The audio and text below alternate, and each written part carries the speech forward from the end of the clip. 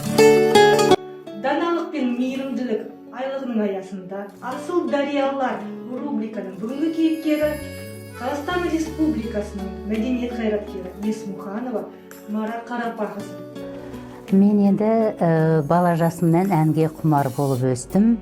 Өйткені менің анам өзі мұғалім, өзі әнші еді. Сол ананың сүтінен дарыған шығар деп ойлаймын. Оқуға түсті. Еңбегі жанып оқуды бітіріп, Қазақстанға танымалы атағы шығып жүрді. Жолдасы Болат Есмұханов құрметті Қазақстанның атағы бар композитор.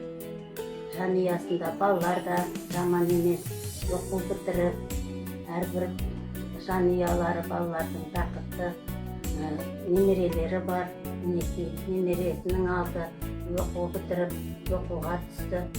Осындай жақсы себептері бар. Еңбегі сіңіп, қазір өзі зейнеткерге шықты. Марапанымыз осы күні үлкен дәрежеге жетіп отыр. Еліміздің еңбек сіңірген әртіс қайраткері мамам қайтқаннан кейін Мара Алматыда Жүсіпбек Елебек консерваториясында оқу жасап жүріп, өзі бір 18-19 жаста шығар.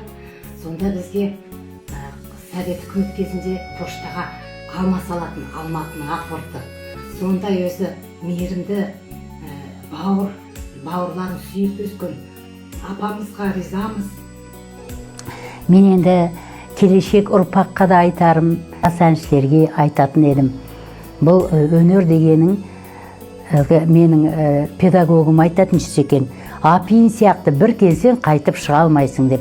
Сондықтан да бұл өнерге келгеннен кейін жан тәніңмен осыны аяғына дейін жеткізіп, біздің ұлтымыздың өнерін, халық өнерін, салт дәстүрін не ат салысуға ешқандай да шаршамау керек. Шалдықпау керек. Өнердің жолы ауыр дегенмен де осыны қалдырмау керек.